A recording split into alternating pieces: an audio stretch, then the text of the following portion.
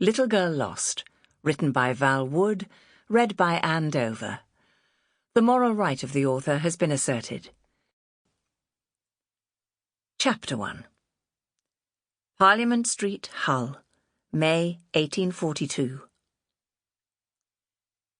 Margriet pressed her nose against the first-floor casement window and turned her head both ways, the better to see along Parliament Street towards Whitefriar Gate, where her mother liked to shop, and then towards Quay Street and the dock from where she hoped her father would come if his ship had berthed. "Margriet, come away from the window!" Her mother's voice was impatient. "You're smearing the glass." She pressed her finger to the bell on the wall to summon the housekeeper. "Sorry." Margriet rubbed the pane with the cuff of her sleeve. "I'm watching for Papa." "He'll be here when he's here," her mother told her. "No sooner and no later." She rethreaded her needle with embroidery silk. "It might not even be today, or tomorrow either, for that matter. It depends on business." Margriet knew that, but Papa was already 2 days later than he had said he would be. Papa was fun, whereas Mamma was no fun at all, and only became animated when trying on a new gown, or running a fine piece of muslin or velvet through her fingers at the draper's.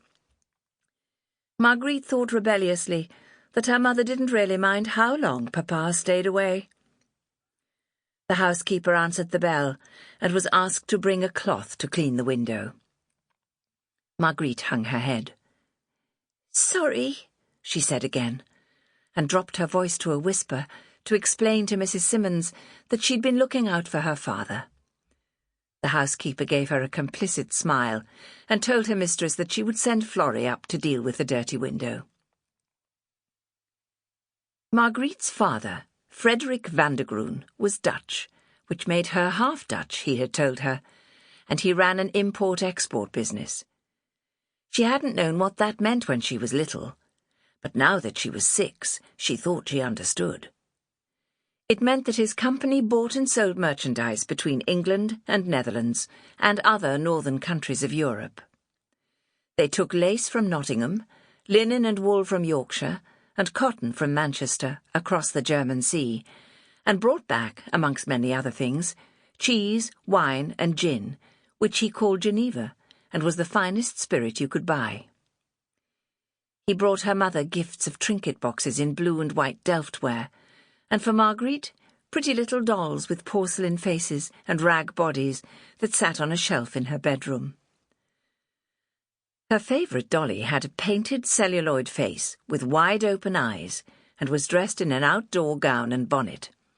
If she was tipped upside down, there she was with another head, and her eyes closed and dressed in her nightgown, with slippers on her soft little feet. He didn't always bring presents, but Margriet didn't mind. She just liked him to come home. The house seemed happier when he was there, the air charged with a joy that disappeared when he went away. Even the servants, Mrs. Simmons, Florrie, cook, and Lily, the young maid who was so nervous she rarely spoke to Margriet, seemed much merrier once he was home, and cook especially made lovely biscuits and cake for him that Mamma never ate. Florrie brought up a cloth that smelled of vinegar and wiped the glass, then polished it with a clean duster. "I don't think your papa's ship will be here until tomorrow morning, Miss Margriet," she whispered. "Tide's not right for it to come in now." "Ah," Margriet said softly. She'd forgotten about the tides. "Thank you." She was given a conspiratorial smile. And Rosamond van der Groen, who must have overheard, said, "That is all, Florence," dismissing her, and to her daughter, "Go to the schoolroom, Margriet, and prepare for your lessons. Miss Ripley will be here shortly." Miss Ripley was tall and thin and sniffed constantly, even when she didn't have a cold. She also twitched her nose, and when she first came to teach Margriet, the child was so fascinated by this habit that she began to do it too. It wasn't until she was spoken to harshly by her mother, and then more kindly by her father, that she was able to stop, but only by a Sample complete. Ready to continue?